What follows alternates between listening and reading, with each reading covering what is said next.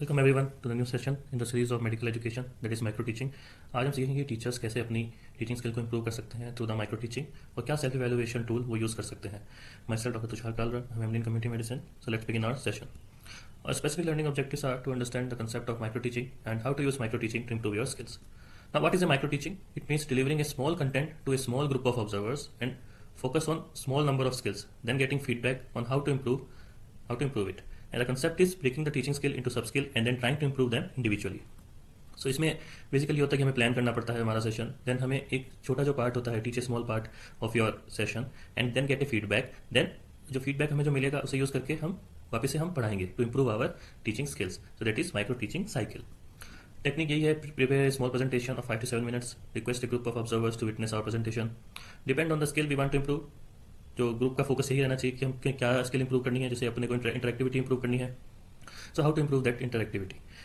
Feedback क्या होता है? It is a process of getting an impression of others regarding our action and behaviour. तो जो हम पढ़ाएंगे तो हमें क्या फीडबैक स्टूडेंट से मिलता है। Now person seeking the feedback should be willing to change. मतलब ये बहुत इंपॉर्टेंट है कि जो हमको जो फीडबैक मिल रहा है, जैसे हमें कोई नेगेटिव फीडबैक मिला तो हम क्या उसमें अपने आप में चेंजेस ला रहे हैं उसको ओवरकम करने के लिए। That is the key to success to micro teaching. ना फीडबैक देने का भी एक तरीका है। सो बहुत सारे मॉडल्स हैं, जैसे सैंडविच मॉडल हो गया। So it starts with what has been done well. So पहले हमें तारीफ करने की क्या अच्छा बोला है, देन द क्रिटिसिज्म पार्ट आता है कि क्या इंप्रूव करने का जरूरत है, and followed with a praise again, and the criticism is sandwich between the layer of praise.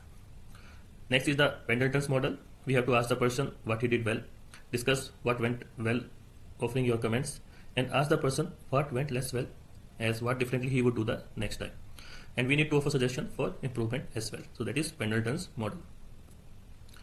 Now teacher बहुत सारे तरीके हैं improve करने के लिए teaching skills. So first is electronic feedback, peer review, अपने साथी जो होते हैं उनसे रिव्यू लेना, and self evaluation करना, and then self improvement. Now ये कोई checklist है अपने self evaluation checklist for the teachers. So we have to prepare objectives based on the needs. We have to use principle of adult learning to plan classroom and clinical teaching. We have to provide opportunity to the student to select varied learning experiences, and we have to challenge the student and stimulate them for further learning. We have to encourage student participation in the class, and we have to use audio visual, जितना हम ज़्यादा use कर सके हमें audio visual method use करना है, and we have to encourage the application of what they have learned. ऐसा नहीं कि सिर्फ हमें नॉलेज ही देना है, उस नॉलेज को हम कैसे अप्लाई करें, that is very important. Now we have to encourage student to do self-directed learning, कि वो खुद से सीखें, फिर हमने एक बार पढ़ा दिया तो। We have to encourage student to access the additional learning material from various sources.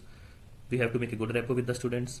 हमें स्टूडेंट का फीडबैक लेना है हर क्लास के बाद, एंड हमें हमारी जो सब्जेक्ट नॉलेज है उसे अप टू डेट रखना है, and we have to conduct educational research. So this is an self evaluation checklist for the teachers. My references are principle of medical education, 5th edition by Dr. Tejendra Singh. Thank you everyone. Like, share and subscribe to my channel.